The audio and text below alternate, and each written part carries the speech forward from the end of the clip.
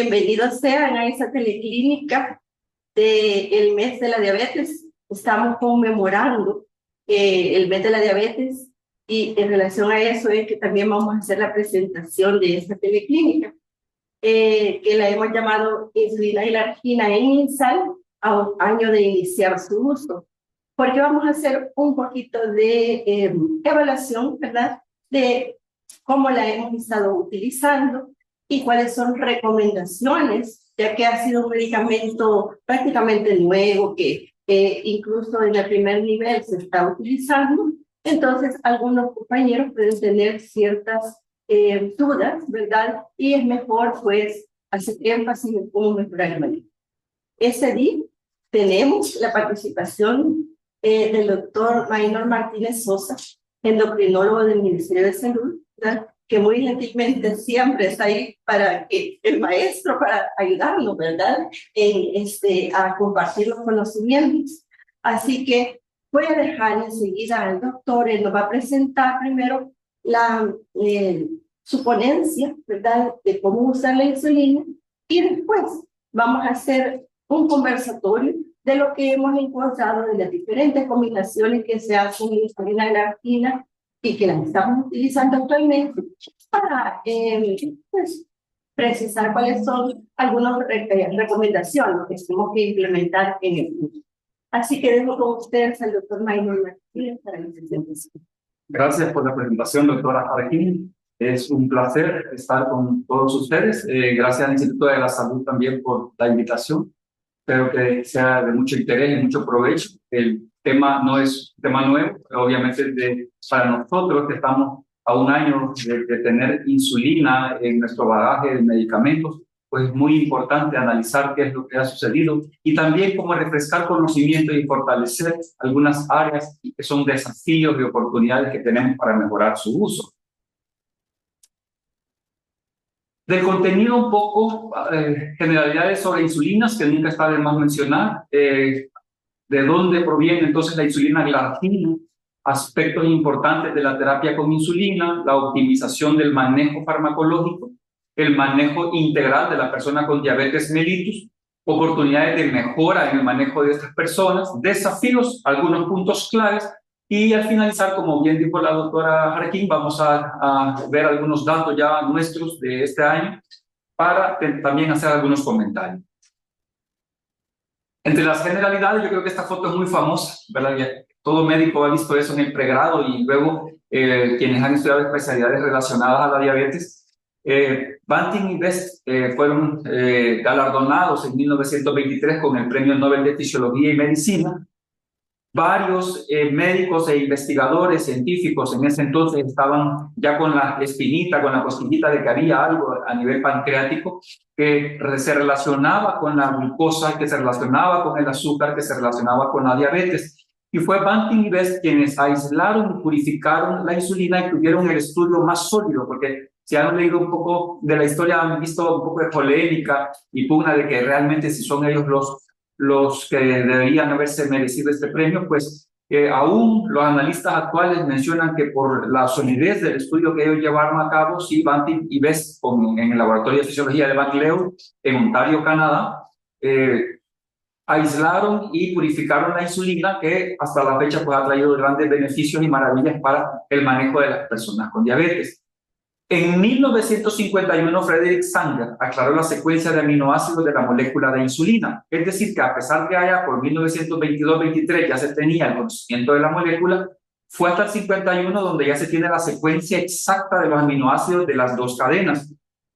Imagínense que fue alrededor de 1975 donde ya se pudo hacer insulina recombinante para comenzar a prescindir de la insulina bovina y porcina que tenían de pronto muchas alergias o muchos efectos adversos y que eso se fue purificando a través del método recombinante, donde la Escherichia coli la pusieron a trabajar y a producir moléculas con la misma secuencia de la insulina. Y posteriormente se analizó ya la secuencia misma en el cual la molécula de insulina es producida o es sintetizada como una preproinsulina. Muchas hormonas y muchas proteínas funcionales de nuestro cuerpo no son creadas de forma activa. Imagínense que las enzimas pancreáticas estuvieran activas en nuestros intestinos. Es lo que sucede en la pancreatitis, que hay inclusive liquefacción de tejidos cuando estos componentes se liberan al peritoneo. En este caso, la proinsulina ayuda a la conformación estructural de la insulina para hacerla funcional. En la gráfica observan ustedes cómo hay un señal secuencial distal de la cadena B, que es la primera que es escindida. Y luego, gracias al péptido C en amarillo, la cadena A con la cadena B se interponen o se ponen una frente a la otra para formar los puentes intercatenarios e intracatenarios, y de esa manera se forma la disposición tridimensional funcional de la insulina. Y en el gráfico de la célula de la izquierda de su pantalla observamos la importancia también de la secreción equimolar o en iguales cantidades de la insulina con el péptido C, que muchas veces el péptido C nos ayuda para cuantificar secreción endógena o secreción interna. Y aquí tenemos la molécula normal o la molécula humana de insulina, la cadena A en verde con 21 aminoácidos y la cadena B en rojo ocre para algunas pantallas de 30 aminoácidos. El mecanismo de acción de la insulina no se interioriza a la célula. En rojo observamos la subunidad alfa y beta del receptor de insulina en la membrana plasmática, y lo que hace la insulina es acoplarse a este receptor, le hace un cambio configuracional o conformacional. Internamente el receptor entonces se encarga de corriente o cascada abajo, fosforilar y desfosforilar diversas proteínas para activar o inactivar diversas vías metabólicas y otros procesos. En suma, y decimos en suma porque no es netamente el 100%, en suma la insulina por eso es anabólica, crea tejido.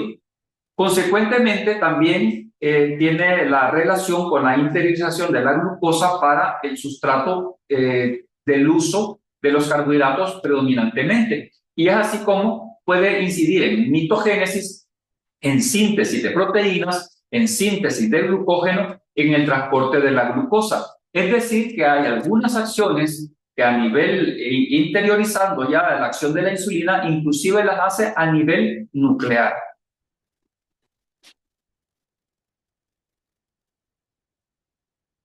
Hablábamos entonces que la insulina en su molécula normal, la cadena A de 21 aminoácidos y la cadena B de 30 aminoácidos. La insulina glargina, que es el tema que nos compete, tiene ciertas modificaciones que no me modifican la farmacodinámica, es decir, el mecanismo de acción es idéntico, todas las insulinas actúan igual. Hasta esas caritas a veces cuando les preguntamos en las escuelas de medicina, ¿verdad? ¿En qué se diferencia el mecanismo de acción de la insulina glargina, de la Lispro o de la NPH?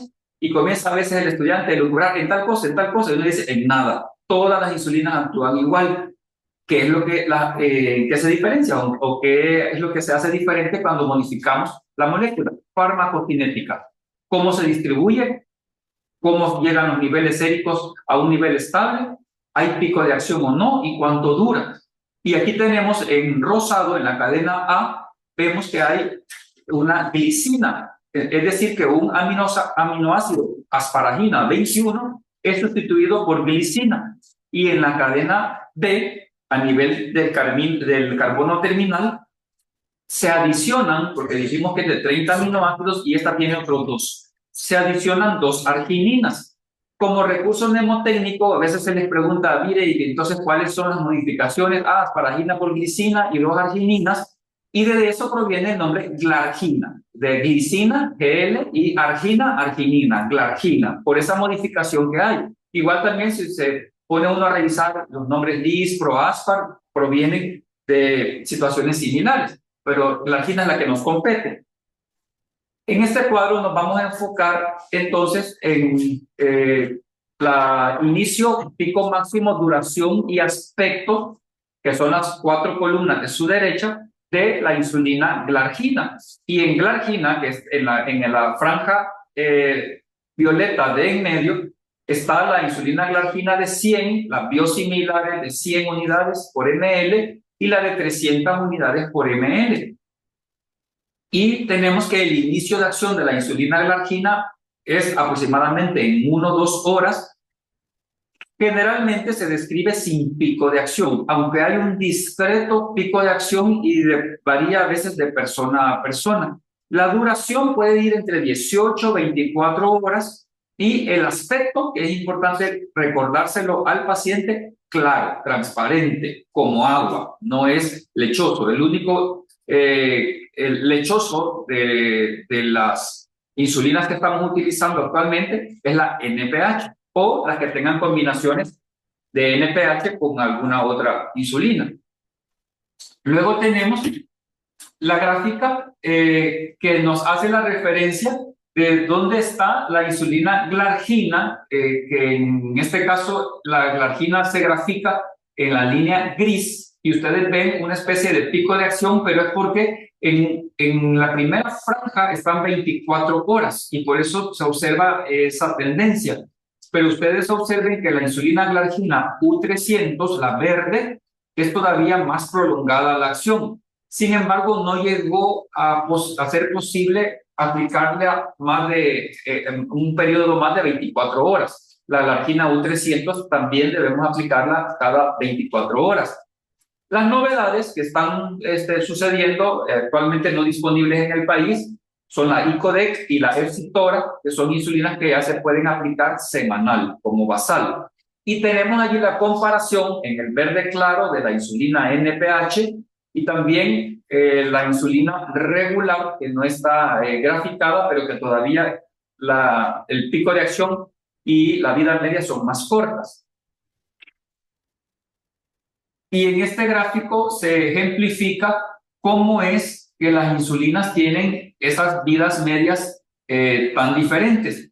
Y observamos en la primera franja de la izquierda, en el literal A, la insulina glargina U100, en el cual se conforman entonces estos hexámeros y los hexámeros se van liberando lentamente y van durando 18 o 24 horas, una sola dosis diaria. En la mayoría de las veces, y vamos a ver después en el aspecto práctico, la insulina glargina vamos a intentar que se aplique solo una vez diaria.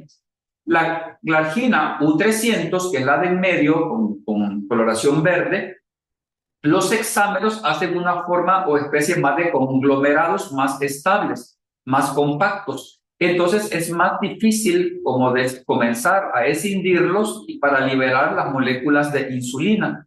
Por eso la glargina U300 dura más.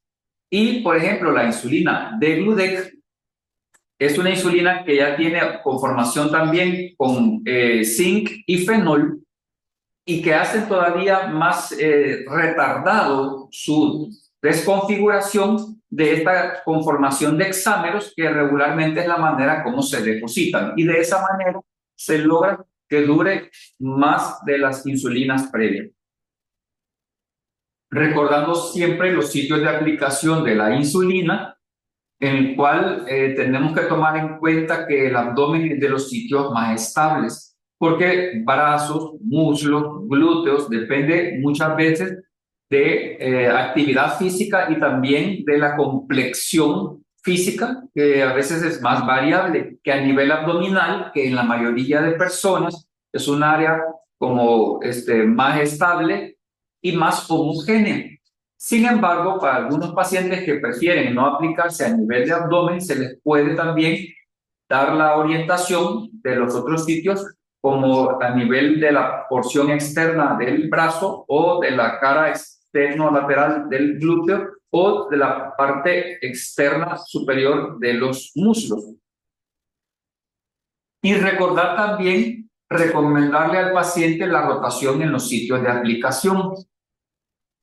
¿Se considera conveniente que sea de una manera sistematizada, no a la loca, como decimos en buen salvadoreño? No le puedo decir yo, trate de aplicárselo a veces en un lado, a veces en otro, a veces en otro, porque si no va a haber confusión y el paciente va de pronto a encontrar más cómodo, porque recordemos que hay una técnica que tienen que desarrollar, movimiento de muñeca, de la mano, etcétera, e igual también tomar en cuenta las limitantes que pueda tener el paciente. es necesario, mejor, que el paciente haga como un esquema de cómo va a ir rotando los sitios, si va a ser, por ejemplo, un cuadrante durante una semana entera y cada lunes ir cambiando de cuadrante y seguir en el sentido de las agujas del reloj. Eso sería, por ejemplo, una manera de hacerlo y así aseguramos de que el paciente recuerda en qué cuadrante se aplicó la semana previa y que ahora le toca cambiar al otro cuadrante. Dosificación de insulina. Si tenemos nosotros inicialmente tratamientos combinados con otros fármacos no insulínicos, generalmente vamos a iniciar a 0.2 unidades por kilogramo de peso y generalmente no vamos a usar menos de 10 unidades. Todo lo que voy hablando es para pacientes o personas adultas. Ajustar con base a datos de glicemia en ayunas y vamos a ir aumentando 2 unidades cada 3 a 7 días aproximadamente. Y la dosis definitiva suele ser de 0.3-0.5 unidades por kilo día. La mayoría de personas con eso se logra un control adecuado. En tratamientos con dosis prandial basal, como sin metformina, vamos a comenzar un poquito más alto para tener también las unidades prandiales y comenzamos 0.3 a 0.5 unidades por kilo de peso día. En ancianos podemos iniciar con 0.2 unidades por kilo de peso día. El reparto inicial es 2/3 antes del desayuno y 1/3 antes de la cena, si nosotros estamos con dosis prandiales y con insulina, por ejemplo, NPH. Ya vamos a hablar posteriormente cuando sea una insulina glargina. Y ajustamos dosis de 1 a 2 unidades por cada 50 miligramos por decilitro que la glicemia se desvíe del objetivo hacia arriba. La dosis definitiva usual, cuando es dosis prandial basal, generalmente va entre 0.5 y 0.7 unidades por kilo. Y los obesos puede ser que tengan 1.5 unidades por kilo, con peso real, porque recordemos que la obesidad muchas veces está relacionada con resistencia a la insulina. En tratamientos con múltiples dosis, comenzamos 0.4 a 0.6 unidades por kilo día, un 40 a 50% con insulina basal y un 50 a 60% como bolus en las comidas. Y ajustamos con controles capilares. Aquí vamos a depender mucho de la posibilidad que el paciente tiene de automonitoreo o medirse algunos glucómetros para el siguiente control. Porque cuando tenemos nosotros datos de cuánto amanece el glucómetro en ayunas, cuánto hay de glucómetros después de cada tiempo de comida y cuánto hay glucómetro antes de acostarse, tenemos una idea más clara y tenemos más parámetros para definir cuál es el mejor esquema para el paciente.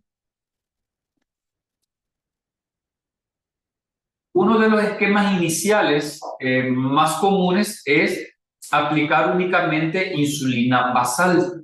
Esto también nos ayuda para convencer a la persona a comenzar a inyectarse. No es lo mismo decirle el día de hoy a una persona que requiere uso de insulina y que se la va a aplicar 3, 4 veces en el día, a decirle que se la va a aplicar una vez al día.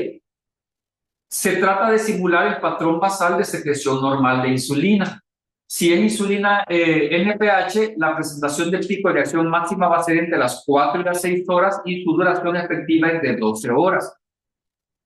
Cuando vamos a poner solo una aplicación diaria de insulina NPH, estamos conscientes nosotros que no vamos a dar una cobertura de 24 horas y muchas veces lo hacemos en pacientes con diabetes 2 insulino resistentes que tienen una expulsión de glucosa importante durante la noche y vamos nosotros también a frenar la lipogénesis o la liberación de ácidos grasos libres de la madrugada y de esa manera le damos una sola dosis de NPH nocturna, conservando generalmente el tratamiento oral del día, que pueden ser metformina o si tenemos un ISGLT2, podría ser empagliflozina metformina.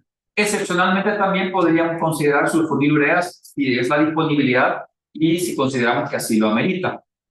Ahora, si queremos simular más la insulinemia basal con insulina NPH, tendríamos que considerar 2 a 3 aplicaciones diarias de insulina. Y ahí en el gráfico observamos la NPH en morado en la cual arriba hay 4 aplicaciones diarias, desayuno, almuerzo y cena y nocturna, y la de abajo, la aplicación es únicamente nocturna a la hora de acostarse, considerando otros manejos en las curvas naranjas para las excursiones de cada tiempo de comida, que podrían ser medicamentos orales o considerar otra insulina rápida.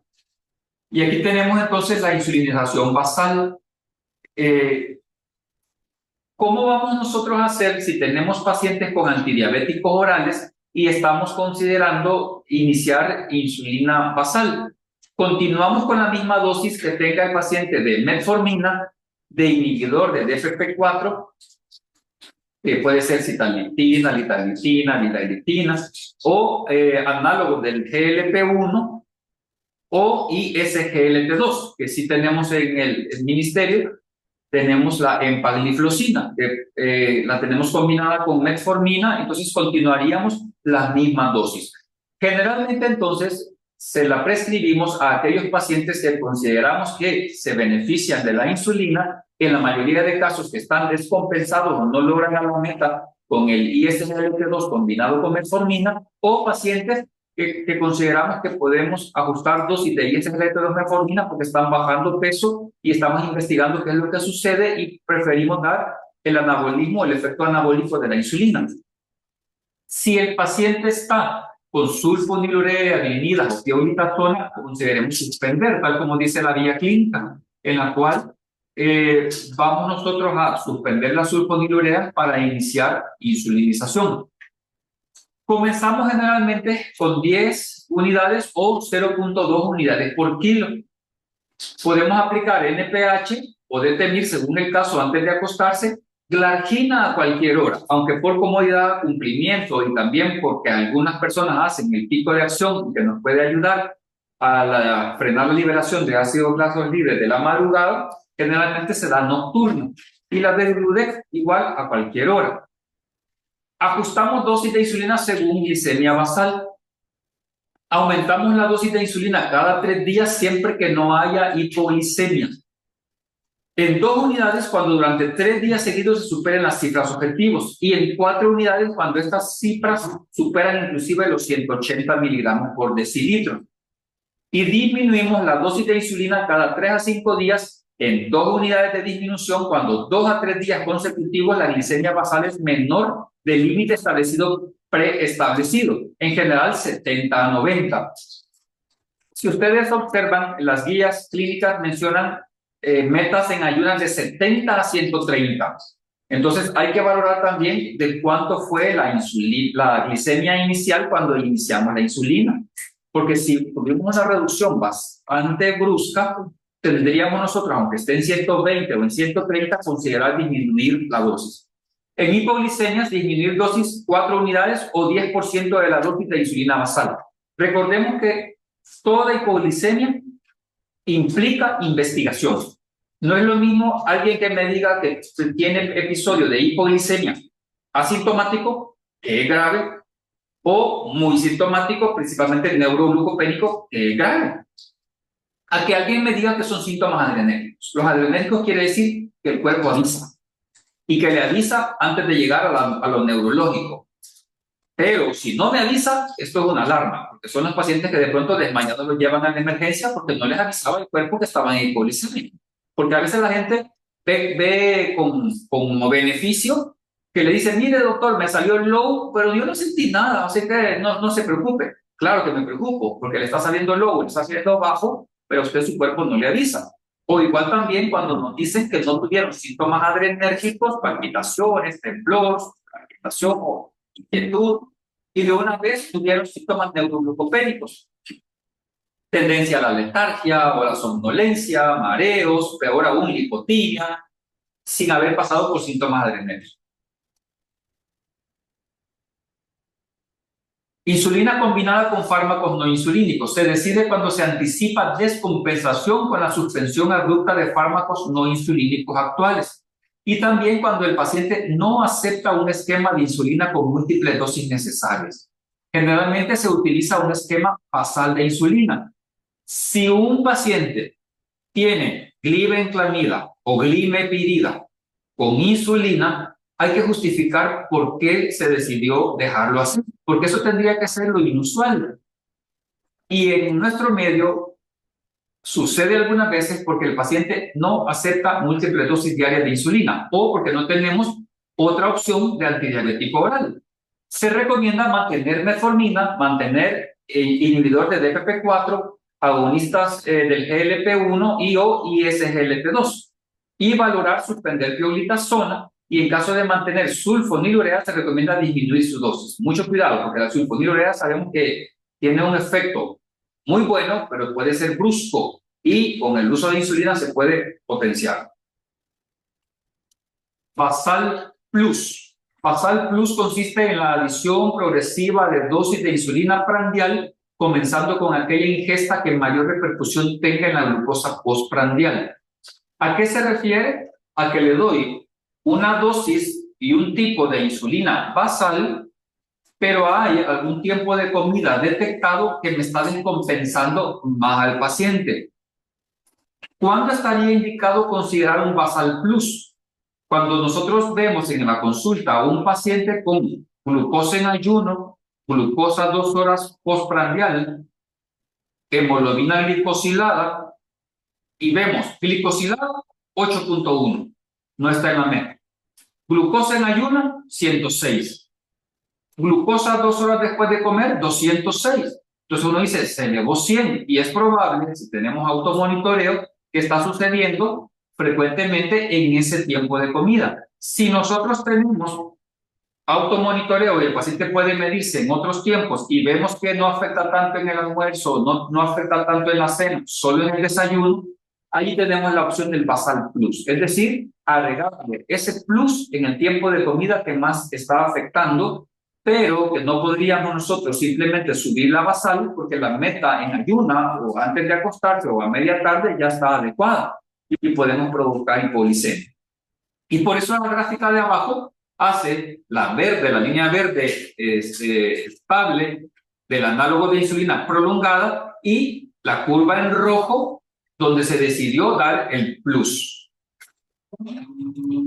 que es diferente a basal bolus. Aquí vemos nosotros 3 curvas rojas, ¿verdad? Aparte del análogo de acción prolongada. El basal bolus se refiere a que en cada tiempo de comida definimos nosotros una dosis específica de insulina rápida o ultra rápida, que para nuestro medio utilizamos la insulina regular.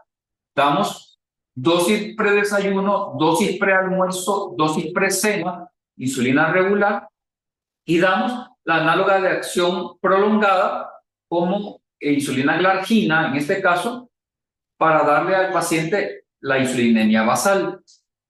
Esto es lo que más simulamos cuando no tenemos glargina, pero sí tenemos insulina regular y aplicamos entonces nosotros 2 veces insulina NPH combinada con regular, que generalmente desayuno y cena va NPH regular con NPH, y a veces aún dejamos la regular prealmuerzo sola para simular esta curva que con la glargina nos es mucho más fácil lograr y mucho más estable y con menos riesgo de hipoglicemia. Entonces es de las bondades que tenemos ahora que contamos con la glargina. Distribución inicial entonces de la insulina en la terapia bolobasal. La dosis diaria total generalmente anda por 0.5 unidades por kilo y de esa la dosis total de insulina preprandial va del 50% con la insulina rápida, en este caso digamos puede ser regular, 1/3 de desayuno, 1/3 en el almuerzo y 1/3 en la cena. Y el otro 50% sería la insulina glargina o la insulina de Temir o de acción prolongada, que mencionan que puede ser a cualquier hora. A cualquier hora, y la insulina glargina tiene esa otra bondad, que aunque he mencionado que lo ideal es ponerla entre 7 y 8 de la noche, pero recordemos, por ejemplo, que hay personas que dicen, fíjense que a mí me la aplica mi hijo y mi hijo me la puede aplicar en la mañana, pero él en la noche a veces llega muy temprano, a veces muy tarde, o a veces hace turno, etc. Entonces ya uno dice, muy bien. Entonces todas las mañanas le puede aplicar la insulina glargina y ya queda con la insulina basal paciente. Entonces, esa es de las bondades que tenemos también, que no es rígido que tenga que ser en la noche o en la tarde-noche la aplicación. Y aquí tenemos entonces ¿qué hacemos cuando vamos a instaurar basal bolus en la franja naranja de arriba? Cuando vamos a iniciar completamente la terapia basal bolus de 0, de insulina. Entonces, calculamos la dosis total diaria de 0.3 a 0.5 unidades por kilo de peso y repartimos 50% basal y 50% en 3 dosis de insulina rápida. Fue lo que vimos previamente. Pero también podría ser que hemos decidido iniciar basal bolus cuando vamos a intensificar de una terapia previa con insulina basal. Entonces vamos a iniciar sustituyendo fármacos secretagogos orales por 4 unidades de análogo de insulina rápida o insulina regular si no tenemos el análogo. 0 a 10% de la dosis de la basal en la toma principal o la que genera más hiperglicemia postprandial. Y en la última franja, cuando vamos a intensificar desde una terapia previa con basal plus, añadimos progresivamente el segundo o tercer bolus, misma dosis de bolus de la otra toma, 4 unidades de análogo de insulina rápida en la toma que genera más hiperglicemia postprandial. El basal bolus muchas veces ya lo vamos completando el desayuno, almuerzo y cena dependiendo del automonitoreo. Y dice también, aumentamos 1 unidad hasta conseguir postprandiales a las 2 horas menores de 180, que sería como el objetivo. Hay también preparados premezclados. Consiste en una combinación fija de una insulina intermedia con insulina regular o con un análogo rápido. Generalmente se administran 2 veces al día antes del desayuno y cena, y también puede administrarse las 3 comidas principales. Este esquema puede considerarse en pacientes con hemoglobina A1C inicial mayor o igual al 9%. Con premezclas al 25-30% puede comenzarse con 10 unidades antes del desayuno y cena, o bien calcular la dosis a partir del peso, 0,3 unidades kilo día, 0.3 unidades kilo día, y repartirla en 50-60% antes del desayuno y 40-50% antes de la cena. ¿Cuáles son las bondades de las premezclas? Es más fácil porque no es el paciente el que tiene que hacer la mezcla. También en una sola aplicación o en un solo puyoncito obtenemos tanto insulina rápida, ultra rápida e insulina basal. Y que con 2 aplicaciones diarias podríamos nosotros controlar postprandios de al menos 2 tiempos de comida y dar un aporte bastante estable de insulina basal. ¿Cuáles serían las desventajas? Que como tiene una proporción, si nosotros queremos sumar o incrementar solo una de las dos, sea insulina basal o sea solo la insulina prandial, no vamos a poder porque a la par está la otra. Entonces tendríamos que definir o decidir que tenemos que subir ambas insulinas en el porcentaje en las cuales ellas están premezcladas, porque hay unas que son 75%, 25%, o hay otras que son 70-30, hay otras que son 50-50, así vienen ya premezcladas. Que el paciente está con esquemas combinados de insulina regular y NPH, y que el paciente me dice si se la pueden dejar ya preparada, el hijo o el familiar que se va a ir de la casa, dejarle preparados los esquemas en las jeringas, ya las insulinas combinadas para aplicárselas durante el día, no es conveniente. No es conveniente porque la insulina regular comienza a mezclarse con la protamina zinc y tiende a homogeneizar y toda a hacerse con un tiempo intermedio entre insulina regular y NPH. Lo ideal, si no son preparados ya de fábrica premezclados, es hacer la combinación en el momento que se va a aplicar. Eso es lo correcto. Transferencia de una pauta a otra de insulina. Cambio de dosis entre insulinas basales. Esto es importante y es lo que estamos nosotros haciendo el día a día ahora que tenemos la bondad que hay glargina en nuestro bagaje de medicamentos. De una dosis diaria de insulina NPH a glargina, vamos a pasar el 100%. Yo tengo un paciente, por ejemplo, con metformina 3 veces al día, más 14 de NPH en la noche, lo voy a pasar a glargina, paso a 14 de glargina. Si voy a pasar de 2 dosis diarias de insulina NPH a glargina, por ejemplo, tengo un paciente con 30 unidades en la mañana antes del desayuno, 20 unidades en la tarde antes de la cena, reduzco un 20 a 30% la dosis total, es decir, 50, tengo 50 unidades de insulina NPH en suma, y yo digo, más o menos le voy a reducir el 20% y le pongo 40 unidades de insulina glargina en la noche, ¿verdad? De insulina NPH a detemir, como la detemir, si recordamos la gráfica, tiene una vida media más corta que la glargina, mantenemos la misma dosis.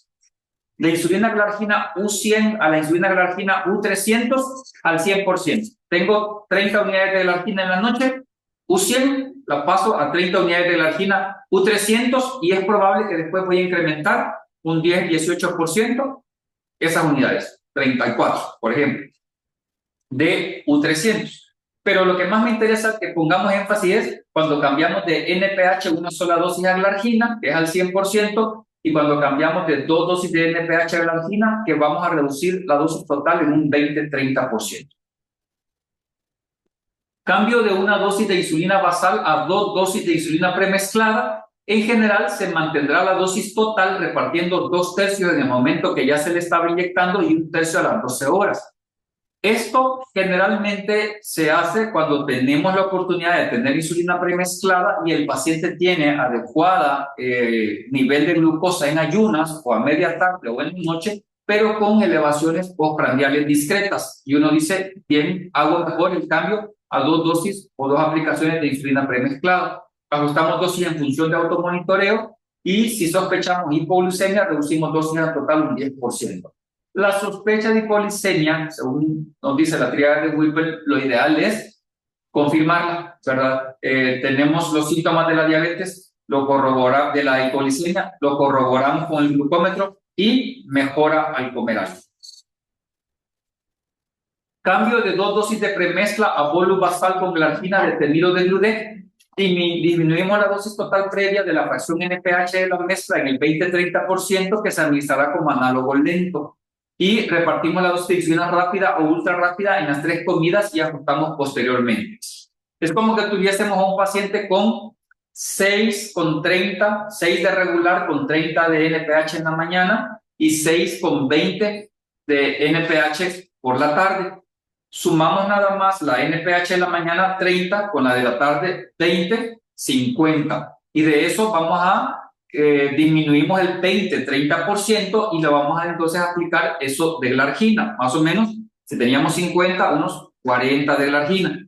Y la dosis de regular, 6 y 6, ¿verdad? Si no teníamos regular al mediodía, entonces las podemos dividir en las dosis preprandiales, si vamos a dejar siempre solo 2 tiempos, o si le ponemos 4, 4, 4, los 3 tiempos de comida. Recordemos que si estamos haciendo alguna modificación, o es porque el paciente no logra las metas con el esquema actual o porque tenemos alguna dificultad. Hay pacientes que nos dicen, por ejemplo, fíjese que en el mediodía ya se me está haciendo muy difícil aplicármela. O, mejor aún, cuando tenemos una insulina con mejores propiedades, como en este caso que tenemos glargina, y queremos darle un beneficio al paciente de todas las bondades que tiene la insulina glargina análoga de acción prolongada. Cambio de insulina basal a basal bolus. Habitualmente se suele comenzar por la pauta basal plus, es decir, solo aquel tiempo de comida que nos está dando más problema o el tiempo de comida más fuerte, y luego añadimos insulina prandial en las ingestas principales. El basal plus también nos puede servir para que el paciente nos vaya aceptando un esquema más intensificado.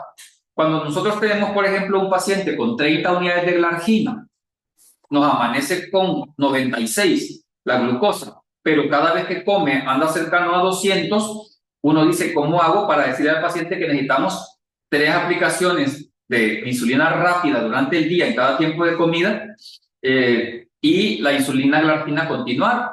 Pasar de una aplicación diaria a 4 aplicaciones diarias es difícil que el paciente nos lo acepte. Pero entonces podemos preguntarle al paciente cuál es el tiempo de comida que hace más fuerte. Uno tendría que especificar al paciente que lo ideal es dividir los tiempos de comida en cantidades similares pequeñas. Pero generalmente a veces hay un tiempo de comida o que hay más tiempo para hacerlo o que el paciente tiene mejor oportunidad de hacerlo adecuadamente. Y ese podría ser el plus inicial que le podríamos dar al paciente mientras hacemos la transición a basal bolus ya con cada tiempo de comida. Hay pacientes que mejoran sustancialmente con solo controlar el tiempo de comida que más les afecta.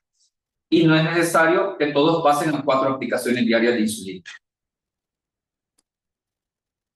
El manejo integral de la persona con diabetes es sumamente importante porque a veces solo vemos glucosa. Vemos que la glucosa viene en 115 y le decimos felicidades, va bien, no le voy a modificar nada, y el paciente con 2 kilos más de peso. O el paciente con hipoglicemia durante la semana. O el paciente con hábitos inapropiados de la alimentación, o el paciente sedentario y no le preguntamos qué es lo que está sucediendo, no le revisamos los pies, o tiene alguna complicación dérmica, o no ha ido a evaluación por oftalmología, le dimos la referencia con nutrición y no la cumplió. Entonces el manejo tiene que ser integral. Debemos combatir la inercia clínica. La inercia clínica, y todavía lastimosamente a veces obtenemos respuestas cuando uno le dice, mire, ¿cómo le salen regularmente a usted sus niveles de glucosa? Generalmente 160, 180. ¿Y qué le dice el médico? Que es normal porque soy diabético, porque padezco diabetes. Entonces, esas respuestas nos hacen entrar en ese grado de inercia clínica que como la persona padece diabetes, puede tener las glucosas altas y no importa que no esté en la meta. Y no es así. Debemos agotar todas las instancias respectivas y principalmente aquellos factores que son modificables por el paciente para lograr los mejores resultados. Que a veces donde tenemos también los eslabones allí flojos, que no aseguramos nosotros que el paciente tenga adecuada alimentación y actividad física. Establecemos entonces una confianza, una adecuada relación médico-paciente. Aspectos que debemos considerar: el estado psíquico y mental del paciente, el nivel de comprensión y educativo, la disponibilidad de apoyo familiar y social, aspectos culturales, religiosos, económicos, limitantes físicas y comorbilidades, la capacidad instalada también del sistema de salud y otros recursos. Recordemos que a veces la proximidad o las herramientas con las cuales contamos son tan importantes, ¿verdad? Maximizar. A veces no sabemos a dónde mandarle una proteína en orina de 24 horas o a dónde mandarlo a la referencia con oftalmología y nos acomodamos. Como no hay oftalmólogo en la unidad, no lo mando a ningún lado. Entonces, debemos hacer las gestiones o a través de la dirección de nuestras instituciones, hacer las gestiones respectivas para que los pacientes tengan un manejo más integral. Un compromiso con su condición clínica y la responsabilidad. El paciente siempre se dice que debe tomar las riendas de la diabetes. El paciente no puede decir, el médico es el que me tiene mal, el médico es el que no me trata adecuadamente. Son tantos factores y no estoy desligando a nosotros como médicos de la responsabilidad que debemos asumirla, pero también entregarle la diabetes al paciente y hacerlo responsable. Datos importantes que debemos tener en el historial clínico, principalmente en el inicial: si hay familiares con diabetes, el tiempo de evolución y el apego a controles, tratamientos, los hábitos y las preferencias en la alimentación y en la actividad física, los gustos y las preferencias, inmunizaciones, y en mujeres también el historial ginecológico y obstétrico. Recordemos que cada vez más la diabetes se está presentando a edades más tempranas y muchas mujeres en edad fértil y a veces sin un buen control ginecológico obstétrico están con diabetes descompensada. Los cambios en el peso corporal, las complicaciones y descompensaciones, la salud bucal, la sexualidad, a veces son factores que no hablamos, principalmente el placer sexual o la dispareunia, el dolor en el acto sexual en las mujeres o la disfunción eréctil en el hombre, y debemos buscar nosotros el momento adecuado y establecer el rapport para hacer ese tipo de preguntas con el permiso del paciente. Y también inquietudes y expectativas que el paciente tenga en el manejo. A veces estigmatizamos a la persona con diabetes o en los medios de los trabajos o socialmente se estigmatiza y se le meten muchos temores al paciente que lo hacen negar a veces la condición de diabetes para no aceptar una realidad que es preferible afrontar para saber cuáles son los manejos adecuados para evitar las complicaciones a las cuales tanto le tememos.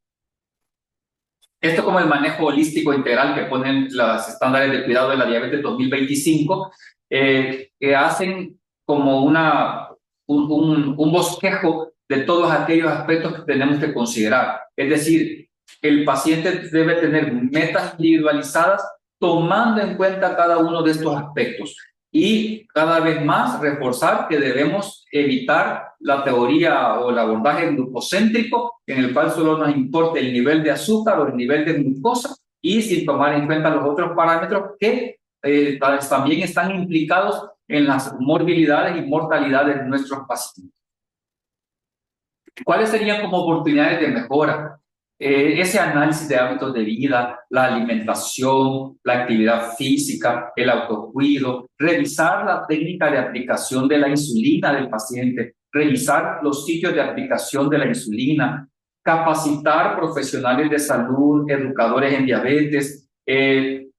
Un familiar con un adecuado entrenamiento puede ser también la mejor ayuda que tiene el paciente. Igual también en nuestros centros de salud hay personal muchas veces que tiene interés por formarse con mayores competencias en la educación en diabetes. Podría ser nutrición, enfermería, licenciados en educación cuando los haya, materno-infantil, médicos, no necesariamente especialistas, que pueden obtener mejores competencias y conocimientos en diabetes y enfocarnos en esa población de tratamiento. Establecer grupos de apoyo, asegurar evaluación periódica por odontología, oftalmología y nutrición, entre otros, y la revisión periódica de medicamentos y cumplimiento de metas. A veces el paciente solo dice, mire, me tratas con pastillas, bueno, a la metformina le dicen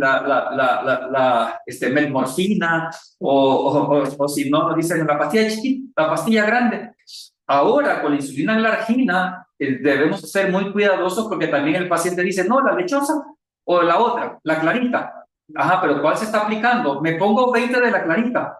Entonces, el paciente se está dando cuenta ya muchos que la insulina glargina es clarita, ¿verdad? Y aunque muchas de las preparados tienen etiqueta morada, hay otros que no necesariamente es morada. Entonces, hay que tener cuidado y mejor que el paciente se aprenda los nombres de los medicamentos y que sepa para qué sirve, que la glargina es la insulina prolongada, que la regular es la insulina rápida o la R, ¿verdad? Y no que se base por colores o por aspecto, que sí es importante que lo evalúe. Obviamente, si una glargina está turbia, esa no debe ser aplicada, o si una regular está turbia, no debe ser aplicada, porque él debe de evaluar, o el que se la aplica, si el paciente no tiene las competencias visuales, debe evaluar el aspecto físico de la insulina antes de la aplicación.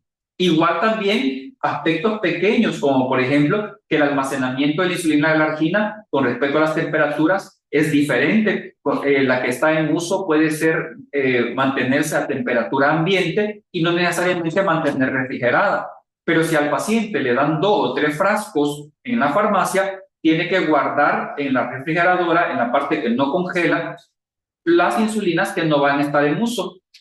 Y la insulina que está en uso sí puede tenerla en un lugar fresco, fuera de la refrigeradora, no expuesta directamente al sol, y que media vez la abre a los 30 días, 28 días, inclusive dicen algunos insertos, debe ser descartada aunque todavía haya componente. Y recordemos que a veces la disponibilidad o la preferencia es lapicero de glargina y a veces es frascos viales.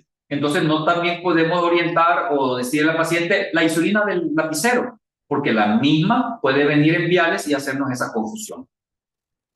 Desafíos, manejo de características culturales, conductuales y económicas. El bombardeo siempre de las etnoprácticas y de las medicinas alternativas lo tenemos. Y hay que ser muy cuidadosos porque el paciente nos va a preguntar si cuál o tal opción son adecuadas y tenemos que hablarles con el rigor científico. Disminuir o frenar tasas de obesidad poblacional es un reto muy desafiante debido a que a nivel mundial, en todo el mundo occidental, principalmente las tasas de obesidad, inclusive infantil y adolescente, adulto joven, van en crecimiento. Y tenemos que hacer mucho a nivel de hábitos de vida, en políticas públicas y también a nivel salud, para frenar y, si es posible, disminuir esas tasas.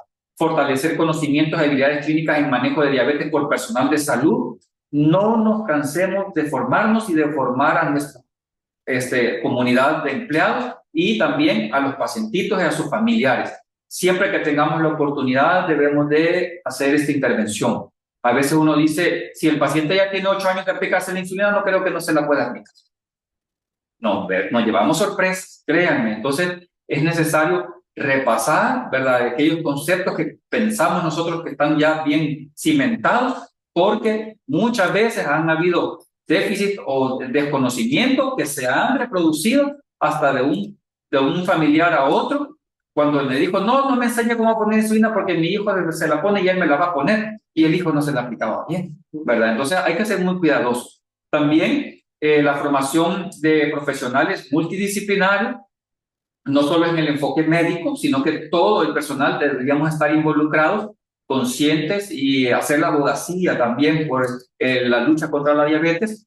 Este mes de la lucha contra la diabetes, pues es tan importante hacer la concientización y ser transmisores también de esa información y de esa motivación para nuestras comunidades. Un abordaje integral y causal de los factores de riesgo y generar investigación, y ya que estamos en el Instituto de la Salud, que es nuestro referente número 1 en el país como investigación, generar investigación de país relacionada a la diabetes. Eso es tan importante, no solo para nuestro conocimiento, para saber que estamos haciendo las cosas bien, sino que inclusive para gestionar recursos, para gestionar rubros presupuestarios que nos puedan fortalecer en gran medida, no solo en recursos humanos, sino que en insumos, medicamentos para la adecuada atención de las personas con diabetes.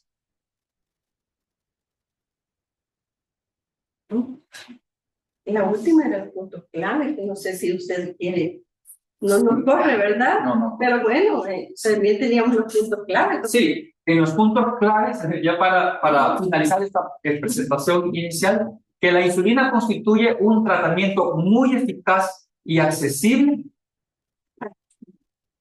Para adelante. Perdón. Sí. La insulina constituye un tratamiento muy eficaz y accesible para las personas con diabetes. Hábitos de vida saludables, manejo integral y enfoque fisiopatológico son fundamentales para óptimos resultados. Voy a hacer nada más un pequeño pausa aquí en enfoque fisiopatológico.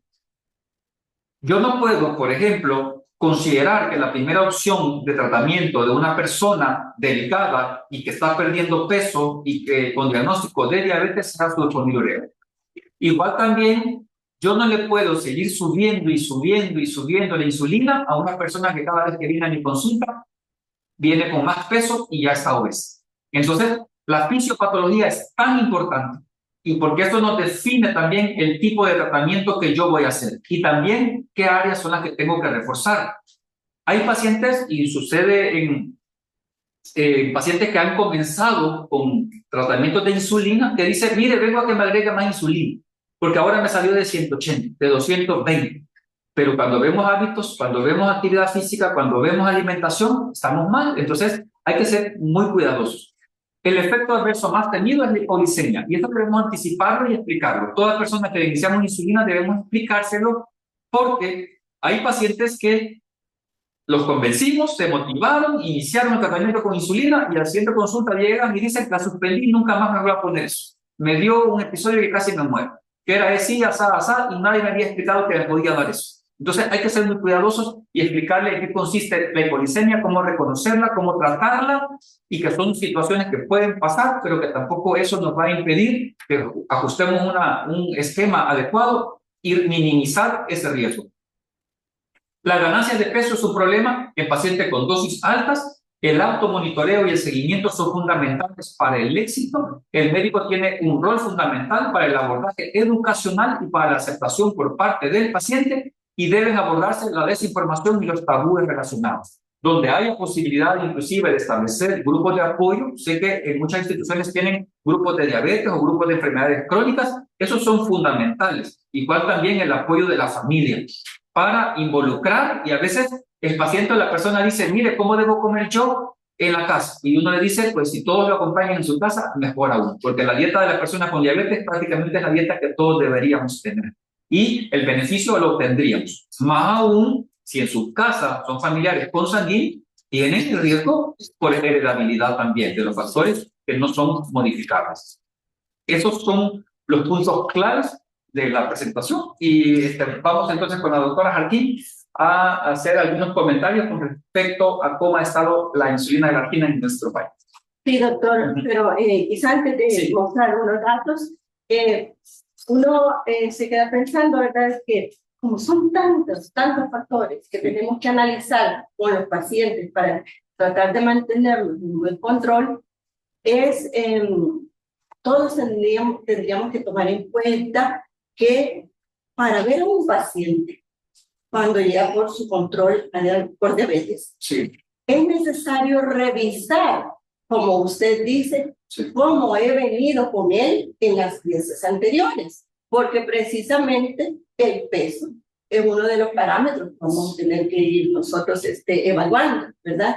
Y yo sé que como la premura, muchos pacientes que tenemos en la consulta, pero cuando uno tiene bien internalizado que no es glucocéntrico el control, entonces uno pues antes usted iba a buscar todas las páginas y ahora es un poco difícil porque hay que ir abriendo, ¿verdad? Cada una de las ventanitas en la plataforma para ir evaluando.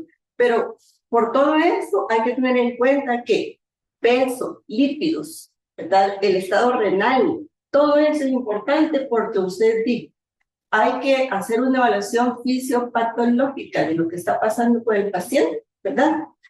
Para ir viendo qué tratamiento yo le voy a recibir. Así que ese sería otro de las cosas. Sí, inclusive también cada colega tendrá que valorar más o menos con qué periodicidad está evaluando a las personas con diabetes en su institución. Porque si uno dice, mire, yo les estoy evaluando alrededor de 3 veces por año, entonces podría uno ponerse a decir, bueno, en los primeros 4 meses del año me voy a enfocar mucho, por ejemplo, en mandarle las pruebas de riñón y ojos. En el siguiente 4 meses me voy a enfocar en evaluar los pies, evaluar piel y preguntar sobre disfunción sexual genital. Y en el último trimestre me voy a enfocar más en tegmentos, en otras complicaciones, en articulaciones, etc. Entonces, porque de esa manera se sistematiza. Claro, que si una persona me dice en el principio de año que me duelen o me arden los pies, adelanto la evaluación de los pies. Pero más o menos para ir viendo cómo nosotros podemos optimizar el tiempo de consulta, que también es necesario, porque sabemos que la demanda es alta de todas las morbilidades, no solo de la diabetes, y podemos sistematizarnos para hacer el manejo más integral. Y que también una consulta realmente, solo el médico abordar todos esos temas es difícil. Por eso es que nosotros estamos enfocándonos en hacer este tratamiento multidisciplinario. Bueno, vamos a hacer hablar un poquito de las metas de diabetes, ¿verdad? Que ustedes saben que nos hemos establecido metas para las ENT, que tenemos que tener el tamizaje del 80%, el tratamiento del 80% y el control del 80%. El diabetes, por todos los parámetros que considera, es difícil también hacerlo, así como nos está costando en hipertensión, porque estamos con HARS ahorita, ¿verdad? Pero lo que hemos observado cuando estuvimos revisando todo este año pasado de cómo hemos estado evaluando la insulina, es que los datos de control muestran resultados variables porque depende en qué tipo de grupos de edades estén analizando, ¿verdad? Dependen del índice de masa corporal que tengan los pacientes, de los compromisos que tengan los pacientes para cambiar a hábitos saludables, porque muchos pacientes no lo hacen, o no se les hace énfasis en eso, de la combinación de medicamentos que usemos. Por lo tanto, es importante analizar todos esos factores, ¿verdad? Y ya nos está usted explicando cómo aprender a usar mejor la insulina glargina, y sobre todo porque la usamos combinada con otros medicamentos. Pero bueno, para que lo que fuimos encontrando es que hasta un 60% en algunos tipos de edades de población teníamos de un control aceptable, ¿verdad? Entonces, pero no tenemos que desviarnos que el 80% va a ser nuestra meta. Y hemos encontrado fortaleza, ¿verdad? Porque tenemos fortaleza institucionales. Estamos siempre capacitando en alimentación, en actividad física, en cesar tabaco, licor. Usamos les hemos provisto de evidencia clínica para que nuestros médicos controlen mejor los lineamientos de NT, las vías clínicas de diabetes, hipertensión renal, los protocolos de la angina, y estamos tratando de que haya más acceso a algunos otros de suministro y medicamentos, como los densómetros validados, que los laboratorios han visto que ya hay aparatos automatizados que están haciendo en el examen general de orina, se está evaluando el índice de albúmina creatinina, ¿verdad? Es una ventaja, doctor, por ahí viendo salir. Y así, entonces, se le está enfocando en evaluar el riesgo cardiovascular, el trabajo en equipo, y quizá ahí, doctor, vamos a tener que trabajar un poco más. Estábamos hablando, ¿verdad?, que se puede empezar a trabajar con los equipos multidisciplinarios para reforzar más todo esto. Y bueno, que tenemos los sistemas de monitoreo que estamos implementando, asistencias técnicas. Bueno, pero entonces, las oportunidades que vimos para alcanzar las metas es que tenemos cosas por hacer para que nosotros podamos alcanzar. Por ejemplo, usted hizo mucho énfasis en que es imposible evaluar a un paciente con diabetes si yo no estoy haciendo un monitoreo de alguna forma, ¿verdad? Que estoy viendo glicemias capilares o estoy viendo la glicemia central o por el glucómetro, ¿verdad? Y viendo esos pacientes. Bueno, pero una de las formas que tenemos, lo que hicimos es que con 21 hospitales que revisamos, ¿verdad? Bueno, vimos que los pacientes que estaban usando, los pacientes diabéticos que estaban usando la angina, entonces el año pasado, fueron alrededor de 4.056, solo los que estaban en hospitales, en esos 21, porque desgraciadamente no pudimos descargar algunas bases que se hacen bien complejas, que son también de los otros hospitales grandes, San Miguel, Santa Ana, Rosales, El Salvador, los metropolitanos. Pero bueno, eso lo vamos a seguir evaluando, ¿verdad? Y que ahí vimos que algunos pacientes que tenían de esos 4.000, pues casi la mitad estaban utilizando la insulina, la hemoglobina glicosilada para evaluar al paciente el seguimiento, y casi que la mitad no la tenían, ¿verdad? Entonces la oportunidad que vemos es que pues hay que mejorar de alguna forma el suministro de hemoglobina glicosilada para medir el control de la diabetes. Además de que si pudiéramos tener acceso de alguna forma a medir con glucómetros y que se estén evaluando en casa, porque nosotros dejamos de verlos a veces 3 meses o 4 meses, ¿verdad? Entonces habría que tener alguna forma para que ellos estén evaluando en casa, por lo menos cuando el paciente ande más descompensado, y reforzar hábitos saludables a nivel multidisciplinario sería otra de las oportunidades que tendríamos que aprovechar de hacerlo. Usar racionalmente la hemoglobina glicosilada, porque nos la vamos a estar mandando cada mes, por ejemplo. Si ya tengo una en la anterior, no voy a decir, voy a ver si lo mismo, me sale 9, mandarla otra vez. Y usar racionalmente los antibióticos y sus combinaciones. Entonces, por eso, por esas combinaciones que dijimos, doctor, que vamos a traer algunas de lo que hemos observado, combinaciones de glargina, insulina, nimepiride, para que ustedes vayan viendo que cuando usamos lo que vimos en esta revisión, que algunos de los pacientitos que están con estas combinaciones, ¿qué le parece? Usted nos dirá, doctor, glargina, insulina regular y nimepiride. Ajá, ¿se está mencionando de eso? Sí, es un esquema que tendríamos nosotros que justificar por qué hay glimepirida con insulina regular a la par, por el riesgo de que siendo una sulfonilurea un secretagogo y aparte de ello estamos con insulina regular, el riesgo para las personas de hacer hipoglicemias es alto y que podríamos mejor tratar de utilizar la estrategia de modificar un adecuado esquema de insulina regular y la glargina para ver cómo damos un nivel de insulina basal adecuado con insulina regular 2 o 3 aplicaciones diarias prescindiendo de la glimepirida. Si nosotros estamos con este esquema glimepirida y insulina regular glargina, tendríamos que justificar que el paciente, por ejemplo, no quiere otro puyoncito, otra aplicación diaria y que decidimos nosotros que en el tiempo de comida le vamos a poner el plus de insulina regular al tiempo de comida más problemático, que podría ser almuerzo o cena, dejando siempre una dosis pequeña de unos 2 miligramos de glimeprida por la mañana. Un esquema muy inusual, riesgoso, y yo preferiría personalmente que mejor nos quedemos solo con glargina irregular o, en extrema situación, glargina con glimeprida y no estar combinando regular con glimeprida. Y sobre todo cuando usted ve que en el colorcito como un poco naranjita, más fuerte, ¿verdad? Ve con índice de masa que andan pues ya en sobrepeso o en obesidad, con dosis de glargina de 60 unidades al día, hasta eso ha llegado. Y que aquí yo me pongo a pensar que todos hagamos reflexión, es que yo solo llego a aumentarle más y más a la insulina sin fijarme si ese índice de masa va todavía más arriba o más arriba. Esas son las cosas que debemos ir observando, ¿verdad? Y porque son los diferentes esquemas. Aquí tenemos siempre también la argina con diclofenac arriba y metformina, y la argina con glimeprida y metformina, ¿verdad? Algo que usted también nos puede decir. Que serían un poco más aceptables que el esquema anterior, ¿verdad? Si nosotros tenemos un paciente que no nos acepta más aplicaciones diarias de insulina, tenemos la posibilidad de dejarle la glargina nocturna y conservar los medicamentos orales durante el día, siempre y cuando se inició esa glargina, hayamos modificado la sulfonilurea.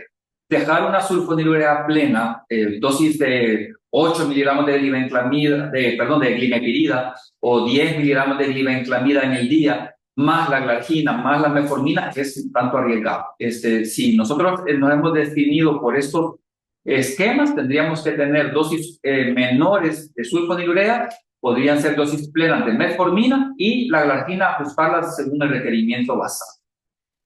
Sí, porque vemos quizá en el cuadrito de abajo, glargina, glimeprida y metformina, con índices de masa que andan 28-35, ¿verdad? Sí. Y los que están como un poquito más arriba de hemoglobina glicosilada de 8, pues a algunos se les deja hasta 3 glimeprides al día, ¿verdad? Entonces, la consideración que está usted explicando, si me decido a que le voy a poner ya la glargina, pues le bajo mejor. Si voy a mantener la sulfonilurea, idealmente sería pues, para mí que mejor tratemos de quitársela y hacer más énfasis en metformina y en los otros hábitos, ¿verdad? Y dejarle la glargina. Pero bueno. Sí, o inclusive ahora que tenemos la empagliflozina metformina, podría ser una consideración dejar la insulina glargina más empagliflozina metformina durante el día, sería una mejor opción que mantener la sulfonilurea. Hay algunos también esquemas que han sido usados así. Ustedes hablan, pero ahí dejan la glargina, la insulina regular, la glimetrida y la pompa. Entonces, sí, este esquema sí es bastante arriesgado. Creo que dice un paciente de 34 años, obesa, de 34 índice de masa. Considero que en aquellos pacientes que se tiene mucha dificultad y que por eso me estoy decidiendo que al dejarle la glargina, para dejarle la regular, la glimeprida y la empagliflozina metformina, este paciente era mejor de referencia. De referencia con especialidad, medicina interna o endocrinología, porque estoy poniéndole un esquema muy arriesgado a un paciente obeso con dosis de 36 unidades de glargina, glimeprida dice media tableta y empagliflozina metformina una tableta y regular 5 y 5, pero hubiese sido mejor empagliflozina metformina con glargina nocturna y en extrema situación media tabletita de glimeprida por la mañana, mientras se tiene ya la evaluación por el especialista, si el paciente no acepta más dosis o más aplicaciones diarias de insulina. Y en el esquema de abajo, glargina, insulina regular, metformina, sería como el esquema intensificado clásico. En totalmente de acuerdo, en los pacientes que requieren un esquema más intensificado, considerar ya sea el basal plus o basal bolus de glargina con insulina regular, más la dosis de metformina que se requiera dependiendo de la condición del paciente. Sí, arriba, doctor, en el de arriba, que tenemos es cierto, son pacientes, pero tal vez hubiera sido pues menos arriesgado, quitarle la glimeprida, aunque sea esa media tabletita, sí, o quitársela y ver cómo funcionaba, y como esa solo en una foto lo que estamos tomando en ese momento, no sabemos si ese paciente con esos tratamientos van a seguir aumentando peso, no sé, por lo que usted dice, que son a veces esquemas muy arriesgados porque podrían causarle hipoglicemias, ¿verdad? En algún momento, y más si yo decido seguirle aumentando la dosis de imetilina, por ejemplo. Sí, y recordemos también que tanto las sulfonilureas como como las insulinas tienden a subir el peso del paciente, ¿verdad? Con el efecto anabólico. Entonces, el manejo fisiopatológico es tan importante, reforzar sobre el control del peso, sobre la alimentación, la restricción calórica, para que requiera la dosis mínima de insulina necesaria, porque inclusive en el esquema de abajo dice 40 a 80 unidades de glargina al día, son dosis grandes, que tendríamos nosotros que considerar porque un paciente tiene esa dosis. No estoy diciendo que no se puede, pero sí tendríamos que justificar por qué se ponen esas dosis grandes de insulina, que en algunos casos son necesarias, pero debemos tener en consideración si hemos educado adecuadamente también a nuestros pacientes. Sí, exacto, porque en el de abajo dice que los índices de masa andan alrededor de 30, Sí. 30, ¿verdad? Por lo menos en el 25 pacientes con obesidad. Imagínense que tuvieran 200 kilos y que le ponga 0.2 de glargina, 2 por 2, 40, ¿verdad? 40, entonces llama la atención y por qué lo voy a llevar hasta 80, ¿verdad? O sea, pero hay que ir viendo, porque si alguna... Sí, pero ya un paciente con ese peso sí es de especialidad. Sí, con ese peso, mándele. Entonces uno dice, si hasta 200 kilos, entonces porque yo tengo a alguien que quizás tiene menos y que tengo con 80 de insulina, ¿verdad? De clargina.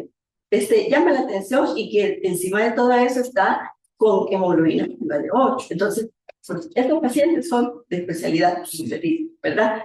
Porque ya pues está sucediendo que parece que no se controla y que alguien más nos tiene que ayudar. Sí. Yo creo que solo es uno, glargina.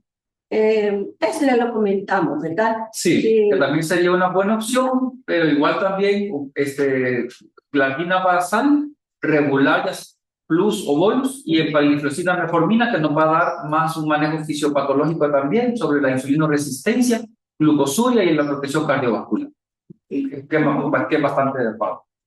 Glargina insulina regular también puede ser una opción. Hay que ver en que generalmente cuando una persona con diabetes 2 solo tiene ese esquema, hay que preguntarnos por qué no tiene metformina o por qué no tiene empagliflozina metformina. Porque en el manejo fisiopatogénico, si ustedes ven también las guías clínicas, prácticamente toda persona con diabetes 2 debería tener metformina, a menos que tenga una contraindicación, sea por intolerancia o sea por problema hepático o renal, que no me permite dejarle metformina, o empagliflozina según sea el caso. Y glargina insulina regular podría ser un buen esquema en esos casos, que no puedo tener también metformina, sumarles metformina y valorar entonces si los tiempos de comida todos van a ser cubiertos con dosis cada uno de insulina regular o si solo le voy a poner el plus en algún tiempo en específico, dejando la dosis de glargina. Algo que no hemos mencionado es que la glargina, hay dispositivos, por ejemplo, en lapicero que traen hasta 60 unidades o otros que traen hasta 80 y que puede aplicarse en una sola aplicación hasta esa dosis, o inclusive, por ejemplo, tengo 100 unidades de glargina y podría en 2 aplicaciones a la misma hora dar la dosis completa, excepto en aquellos casos en los cuales en las horas iniciales el paciente tiende a la hipoglicemia, horas iniciales después de la aplicación de glargina tiende hacia la hipoglicemia y en las horas próximas a la siguiente aplicación a la hiperglicemia. Quiere decir que esos pacientes probablemente tienen 16, 18 horas de duración de la glargina, les cubre bien las primeras horas, inclusive con un escaso pico de acción en las primeras, y llega a un 80 o un 70 en las primeras horas, pero luego cuando ya se aproxima a la siguiente tiene un 200. Ahí es mejor dividir la dosis de glargina. Pero haciéndola con esa lógica, sí. Y con esa, explicando que por eso no se sí. Lo menciono porque ya hemos tenido, por ejemplo, que nos llegan pacientes a evaluación preparatoria, ¿dónde está el control? En otro lugar, y dicen, tengo 10 unidades de glargina en la mañana y 10 unidades de glargina por la tarde. Y no, ¿por qué le dividieron la glargina si son 20 unidades y se pudieron haber aplicado en una sola hora del día? Entonces, sí es necesario tomar en cuenta eso. Siempre que se pueda, la glargina debe ser la dosis completa en una sola hora y si es posible en una sola aplicación, si el dispositivo me lo da, o si es con jeringa, pues con más facilidad aún, puedo poner las dosis que sea necesaria en una sola aplicación a la misma hora todos los días. Y que aquí hicimos esa división de los colorcitos porque el verde estamos, por lo menos tenemos al paciente en esa ocasión controlado. Pero llama la atención que quisimos poner cuidado con esos pacientes con hemoglobina glicosilada menor de 3, ¿verdad? Por ahí. Porque, y no será que es cierto que la hemoglobina se puede asociar con cierto número de glucosa, ¿verdad? Pero puede ser variada, ¿verdad? La glucosa que puede andar alrededor de esa hemoglobina glicosilada, la equivalencia. Pero sí, si tiene menos de 3 de hemoglobina glicosilada, pues mire ese pacientito que llama la atención, ¿verdad? Sí. Que hay alguno que tiene glargina 2 veces al día, una femenina de 22 años, con hemoglobina de 3.4 y tiene 2 inyecciones de glargina y con glucosas que andan en 75 y con la hemoglobina glicosilada de 3.4. Entonces, ¿de eso qué nos puede decir, doctor? Sí, debemos ser muy cautelosos, tanto en no mantener al paciente en inercia clínica con hiperglicemias crónicas, pero también detectar aquellos pacientes que hacen glucosas limítrofes muy bajas y hasta críticas. La observación que hacíamos, ¿por qué un paciente tiene glargina 10 unidades por la mañana y 18 por la tarde cuando se tiene que unificar la dosis en una sola aplicación? ¿Y por qué si alguien tiene 75 de glucosa en ayuno con glicosilada abajo de 3.5 tiene 28 unidades de glargina? Entonces, como usted bien menciona, estamos aquí nada más tomando una foto, encendiendo nada más una alerta para analizar qué es lo que está sucediendo en estos casos que no pareciera tener lógica el hecho de que haya glucosa tan baja, glicosilada tan baja y una glargina de 28 unidades en total y divididas 2 veces al día. Entonces hay varios factores que nos llaman allí la atención y sí sería conveniente revisar para saber qué es lo que está sucediendo con este paciente. Muy probablemente requiere menos dosis o no dosis de insulina y solo estrategias de hábitos de vida y tal vez algún medicamento de la fisiopatogenia como metformina si es diabético. Lo demás yo creo que ya comentamos de glargina, metformina, ¿verdad? Que Sí. se puede comentar algo más. Recordar que la metformina tiene tantos efectos beneficiosos, siempre y cuando sea tolerada debemos de considerarla. Hay que dar apropiadamente una dosis pequeña inicial, ir subiendo paulatinamente, que nos va a ayudar en insulina resistencia. La metformina cada vez más la investigación la apoya. La apoya en respuesta inflamatoria, contra el cáncer, que mejora la condición hepática, mejora la condición cardiovascular, mejora el peso. Entonces, la metformina es como el medicamento que debería tener toda persona con diabetes siempre y cuando no haya contraindicación. Diabetes 2, que no haya contraindicación, considerar siempre tener una metformina.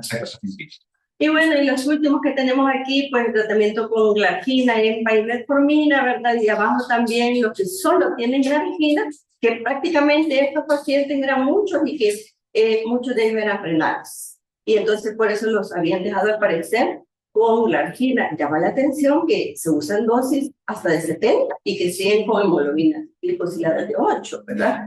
Entonces usted podrá opinar algo más de aquí. Sí, allí es de considerar qué es lo que está sucediendo. A veces hay pacientes con enfermedades crónicas que tienen ciertos niveles de inflamación o grado de insulinoresistencia que nos puedan hacer este fenómeno. La mayoría de personas con renales usan muy poquita dosis. Hay personas inclusive que están en diálisis peritoneal que solo usan insulina el día de la diálisis y ya luego quedan sin insulina o una dosis pequeña todos los días. Igual también en pacientes ancianos, adultos mayores, bajo peso, podría ser una buena opción si tienen hiperglicemias, solo glargina como tratamiento. ¿Verdad? Entonces eso es el paciente idóneo porque es una insulina tan estable, con menor riesgo de hipoglicemia, pues fácil la aplicación y que el paciente le facilita el autocuido también.